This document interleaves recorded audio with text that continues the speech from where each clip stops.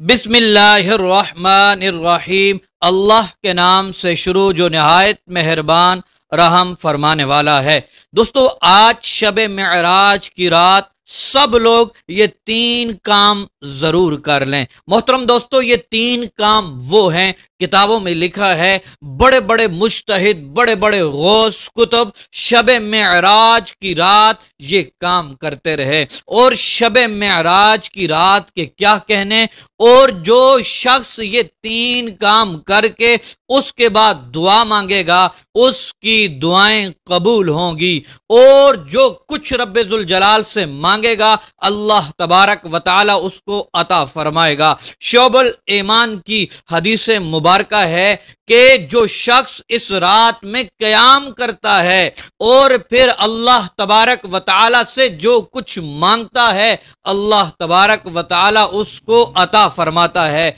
मोहतरम दोस्तों, ये बड़ी बाबरकत रात है। इस रात में मेरे और आपके प्यारे प्यारे आका अलैहिस्सलातु वस्सलाम दुनिया को छोड़कर रब्बुल जलाल की बारगाह में पहुंच गए, और फिर इस रात के अंदर अल्लाह तबारक व तआला की खास रहमत का नुज़ूल होता है। इस रहमत के नुज़ूल में आप तन्हाई में बैठकर जब ये तीन काम करेंगे मोहतरम नाजरीन, उसके बाद जो कुछ अपने रब से मांगेंगे इस रहमत की बरसात में जोली फैलाएंगे और अर्ज करेंगे, मालिक मौला मैं तेरा बंदा हूं, मुझे अता फरमा। मैं गुनाहगार बंदा हूं, मालिक मौला मुझे अता फरमा। तो मोहतरम नाजरीन, अल्लाह तबारक व तआला जरूर करम फरमाएगा। उस नबी के वसीले से मांगे, उस नबी के सदके मांगे जो अर्शे बरी पर पहुंचे, जो अपने रब्बुल जलाल की बारगाह में पहुंचे।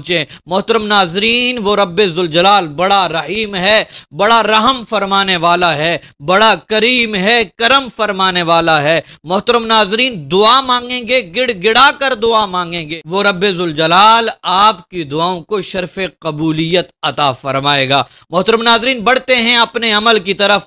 आपने सबसे पहले दो नफल पढ़ने हैं। वो दो नफल इस तरह पढ़ने हैं जिस तरह आम नफल पढ़ते हैं, लेकिन इसमें मोहतरम नाजरीन आपने सूरतुल फातिहा के बाद 11 मरतबा सूरतुल इखलास को पढ़ना है। फिर दो नफल मुकम्मल करने के बाद दूसरा काम आपने ये करना है, आपने 100 बार दुआई यूनुस को पढ़ना है, ला इलाहा इल्ला अंता सुब्हानका इन्नी कुन्तु मिनल ज़ालिमीन। फिर आपने 100 मरतबा या हय्यु या क़य्यूम बिरहमतिका अस्तगीस, या हय्यु या क़य्यूम बिरहमतिका अस्तगीस, इन अल्फाज को पढ़ना है। ये तीन काम करने के फौरन बाद आपने हाथ उठाकर रब्बुल जलाल की बारगाह में दुआ करनी है। इन बाबरकत अल्फाज की वजह से, इन बाबरकत नवाफल की वजह से